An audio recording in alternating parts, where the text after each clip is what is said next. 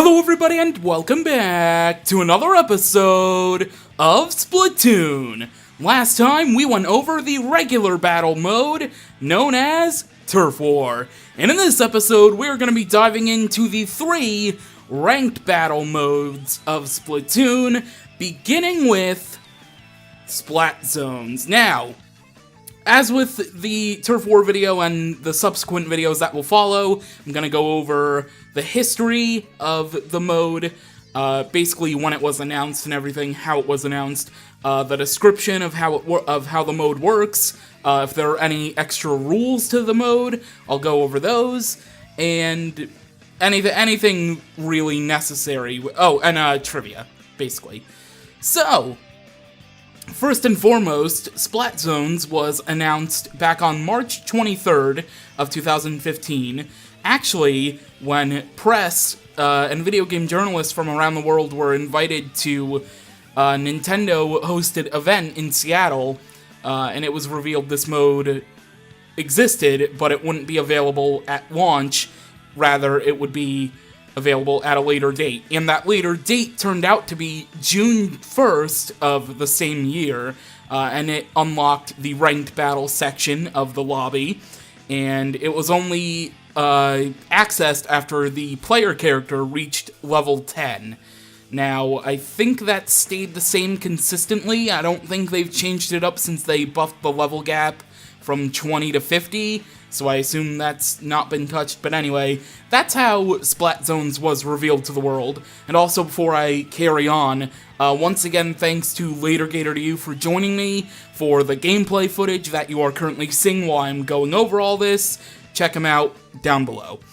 So, Splat Zones. Splat Zones plays similarly to a mode known as King of the Hill in other online games. Now, it revolves around a number of zones, hence the name, usually one single zone in the center of a map, but some maps have 2 zones. It depends on the map. Basically, you need to cover it with ink, just like in Turf War. You need to take control of a zone. Once a team has covered about 75% of a zone in their ink, the zone is, quote-unquote, captured by that team. And when all zones, so the one, or if there's 2, a team needs to capture both zones. Once it's been captured, that team is, quote, in control of the zone or zones, and the countdown clock will begin to count down from 100. Now, the opposing team must also capture a zone in the same manner. After 5 minutes, the team who remains in control of the zones and gets their countdown clock down the lowest will win the match. If a team's clock reaches 0, the game ends instantly, no matter how much minutes are left on the clock, and it's an instant knockout for the winning team. Now, controlling all the zones causes the countdown clock to start. If a team loses control of a zone, the team will lose control of their zone if 50% of it is covered in the opposing team's ink. Losing control of one or both zones causes the countdown clock to stop. And if the opposing team takes control of all the zones, then a penalty is given to the team that was previously in control. So you'll see in this footage there are certain varieties of penalties that were applied to either side, like plus 15, plus 20-something, plus 30-something. Upon retaking all zones with a penalty, the penalty clock will tick down first, and then the main countdown timer will resume. If the losing team has control of the zones as the time runs out, then the match will then go into overtime. The match will end once the losing team either regains the lead, so 1 point, like say, for example, my Splat Zone team, which is myself versus just LaterGator2U, say my zones, I had the countdown clock down to 14. So, in overtime, if LaterGator2U had control during a map, then it would immediately stop. The overtime would stop as soon as he hit 13 left on his countdown clock. It would end immediately. Or, of course, if I were, say, to regain, the winning team, or myself, in this manner I just talked about, regained control, or the zones remain uncontrolled for 10 continuous seconds, then that's how it would end.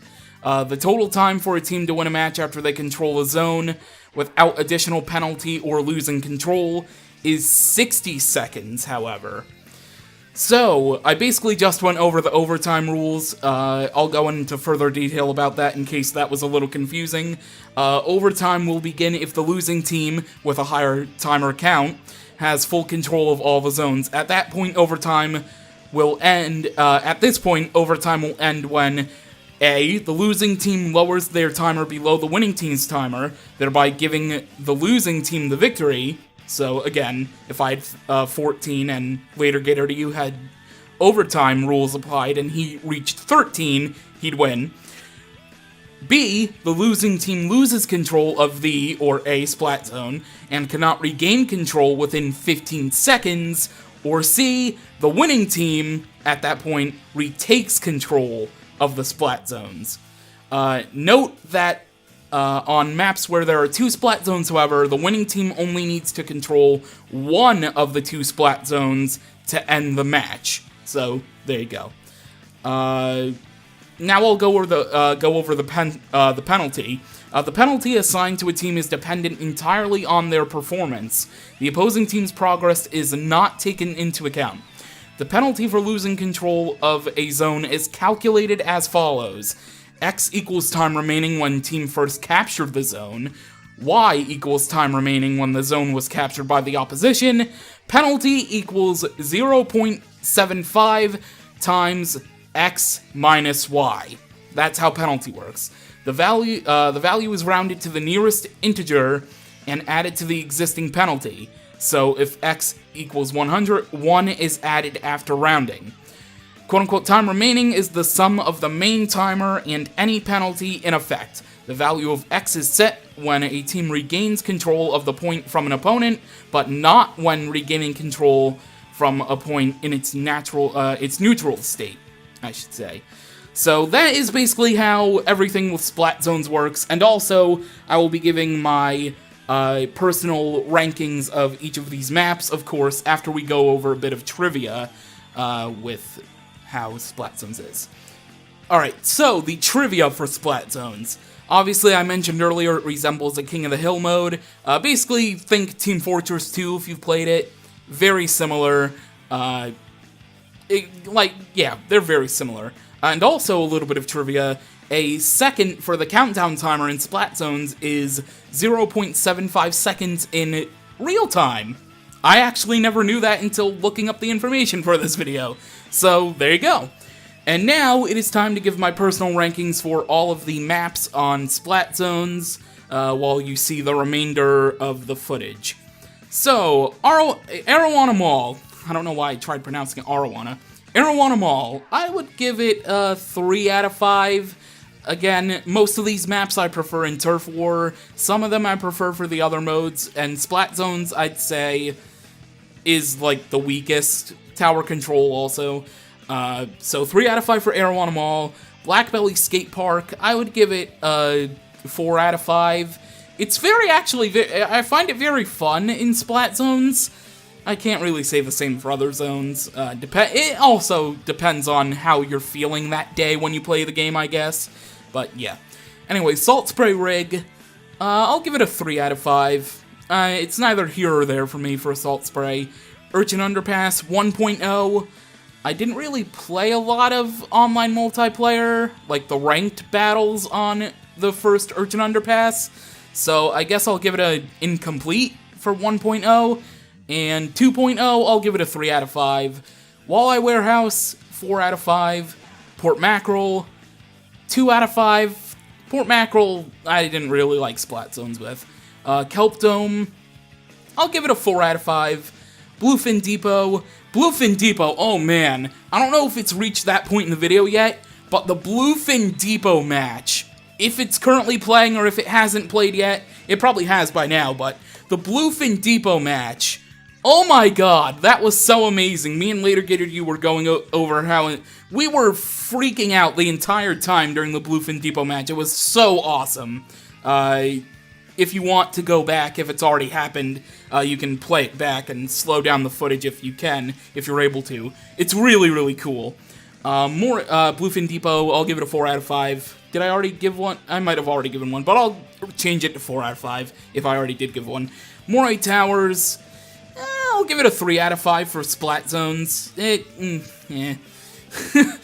Triggerfish, I'll give this one a 3 out of 5 also. A lot of 3 out of 5s for this one. It was more, actually, was it more 3 out of 5 than 4 out of 5 for Turf War? I think it was. Flounder Heights, I don't really like Flounder Heights Splat Zones. I'll give it a 2 out of 5. Hammerhead Bridge, I'll give this one a 2 out of 5 also. I'm not really keen on Hammerhead Bridge. Museum de Alfonsino, I'll give it a 3 out of 5. It wasn't too bad. Mahi Mahi Resort, 2 out of 5. Actually, no, Mahi Mahi was pretty fun. We did 2 Mahi Mahi maps, because we did Mahi Mahi... Was it Mahi Mahi twice? I think it was Mahi Mahi twice.